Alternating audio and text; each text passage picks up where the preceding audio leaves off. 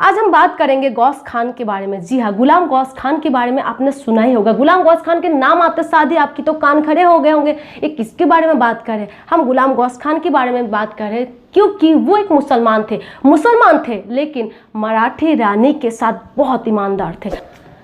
सभी का खून शामिल है इस देश की मिट्टी में, सभी का खून शामिल है इस देश की मिट्टी में, किसी का बाप का हिंदुस्तान थोड़ी है।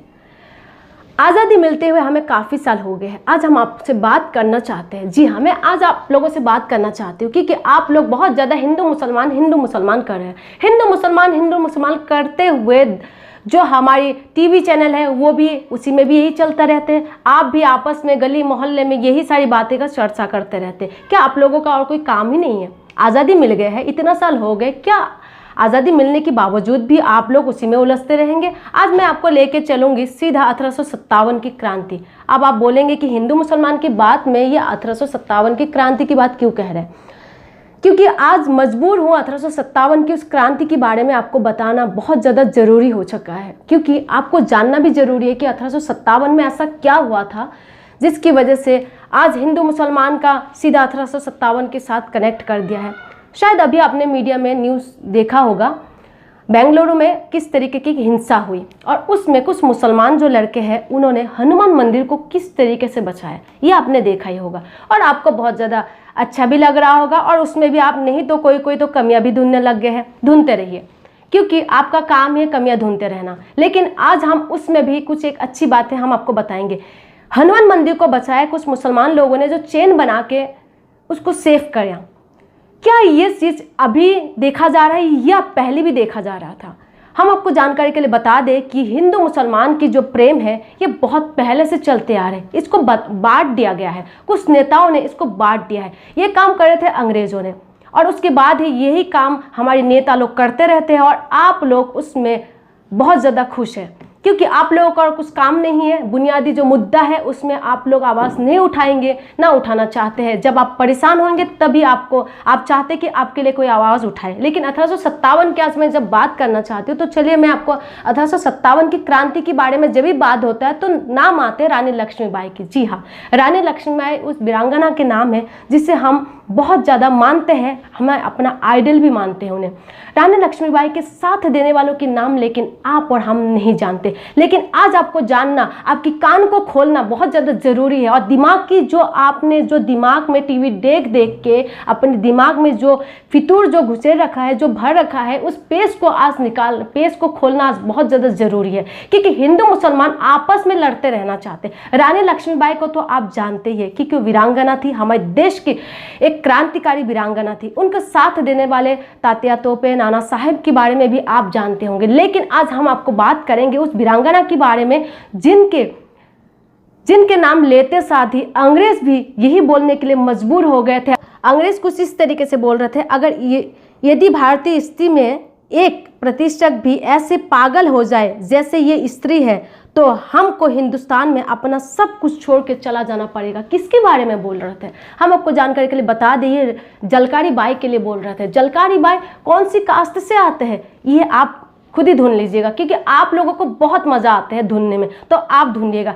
आज हम बात करेंगे गौस खान के बारे में। जी हाँ, गुलाम गौस खान के बारे में आपने सुना ही होगा। गुलाम गौस खान के नाम आते साथ ही आपकी तो कान खड़े हो गए होंगे, ये किसके बारे में बात कर रहे हैं? हम गुलाम गौस खान के बारे में बात कर रहे हैं क्योंकि वो एक मुसलमान थे लेकिन मराठी रानी के साथ बहुत ईमानदार थे और उन्होंने मराठी रानी के साथ देते देते इस देश के लिए कुर्बान हो गए। गुलाम गौस खान की बात आते साथ ही मोतीबाई, खुदाबख्श और उसके साथ साथ जो गुल मोहम्मद, जी हाँ, जिन्हें रानी ने कुंवर का उपाधि दिए थे। जी हाँ, रानी लक्ष्मीबाई ने उन्हें कुंवर का उपाधि दिए गए हैं। मैं ये बात खुद नहीं बोल रही हूँ, आप बोलेंगे कि बना के बोल रहे हैं। इस किताब की हवाले से मैं आपको बता रही हूँ क्योंकि इस किताब में साफ साफ लिखा गया है गुल मोहम्मद को कुंवर का उपाधि दिया गया। कुंवर किसको बोलते हैं ये आप ही सोच के मुझे बताइएगा कि किसको बोलते हैं। जब ऐसे बहुत सारे नाम आज मैं आपको गिनवाना चाहती हूँ जो रानी लक्ष्मीबाई के साथ पूरी तरीके से ईमानदार थे और देश के साथ ईमानदार थे, लेकिन आज कुछ लोगों ने आपके दिमाग में इस तरीके से बातें डाल दिया जिसकी वजह से आज हम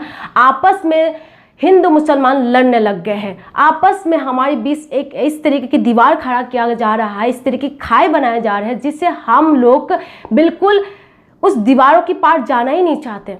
क्या ऐसा होना चाहिए? हम आपको जानकारी के लिए बता दें कि रानी लक्ष्मीबाई 1857 की जब क्रांति हुई थी उस वक्त इस किताब में कुछ इस तरीके से लिखा गया है कि अगर उस वक्त ग्वालियर यानी कि जियाजीराव सिंधिया अगर रानी लक्ष्मीबाई के साथ देते तो अंग्रेज टिक नहीं सकते थे, पूरा हिंदुस्तान छोड़ के उनको जाना पड़ते। वो कौन थे ये भी आपको ही ढूंढना है, ये भी आपको ढूंढना है, क्योंकि आप लोगों को बहुत मजा आते हैं हिंदू मुसलमान की डिबेट देखना ना, आप लोगों को बहुत मजा आते हैं। तो आप लोग आज ढूंढिएगा जो जो नाम मैंने बताया वो कौन थे। जलकारी बाई कौन थे, गुलाम गौस खान कौन थे, रानी लक्ष्मीबाई कौन थे, आज आप ढूंढिएगा और कमेंट करके मुझे बताइएगा कि ये लोग कौन थे। अगर आप चाहते हैं कि हमारे हिंदुस्तान को फिर से एक बार हम लोग बड़े प्यार से, जिस तरीके से पहले हमारे देश हुआ करते थे, हिंदू मुसलमान आपस में मिल के रहते थे और आपस में एक दूसरे को समझते थे, इस तरीके से डिवाइड नहीं होते, क्योंकि अभी हमारे सामने बहुत अच्छा एग्जाम्पल आपने देखा है बेंगलुरु का वो हिंसा, जिस वक्त कुछ नौजवान जाके हनुमान मंदिर को बचा दिया।